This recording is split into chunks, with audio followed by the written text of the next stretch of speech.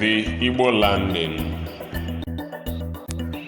Many writers of Igbo history neglect the fact that slave trade was extended in Igbo land, but the one that had a deep touch was the Igbo landing in 1803 at Dunbar Creek on St. Simon's Island, Glenn County, Georgia.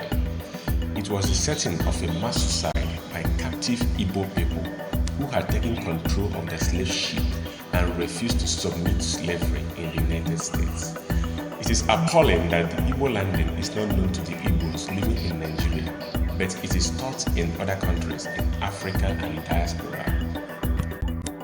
In May 1803, a shipload of captive West Africans upon the Middle Passage were landed by United States-made captors in Savannah like slave ships to be auctioned off at one of the local slave markets. The ship enslaved passengers, including a number of Igbo people. The Igbo were known by planters and slavers of the American South for being fiercely independent and resistant to chattel slavery. The group of 75 Igbo slaves were bought by agents of John Cooper and Thomas Powden for forced labor on their plantations in St. Simon's Island for $100 each. The chained slaves were packed under the deck of a small vessel named the schooner York to be shipped to the island. Spalding was typically a big man in the United States. He had powerful connections and deep pockets. As a matter of fact, he was a United States representative from Georgia and served in the United States Congress. A lawyer by training, Spalding also had vast agricultural plantations, and he believed he had the right to exploit slaves to work on his farm. On Sapelo Island in Georgia alone, Spalding engaged in the cultivation of Sea Island cotton as a commodity crop, and he owned 350 slaves. In 1830, he owned 400 slaves. In 1840, he owned 348 slaves, and in 1850, he owned 200 slaves. This same man was interested in adding the unbendingly dignified Igbos to his battalion of human machines.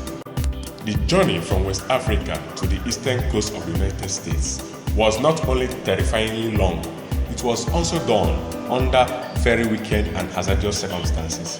Some of the captives usually died on the way, and their corpses were tossed into the water as jetsam.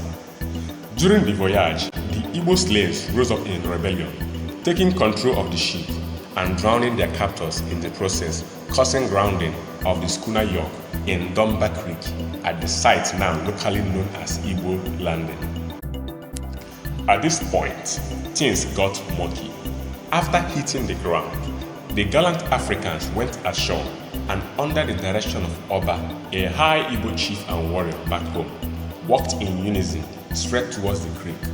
While marching together towards the marshy creek in chains, the Igbos demonstrated immense bravery, courage, unity of purpose, and solidarity. As they inched towards a certain death, they sang in Igbo, chanting, and it was believed that it was led by a female slave. The song went like this.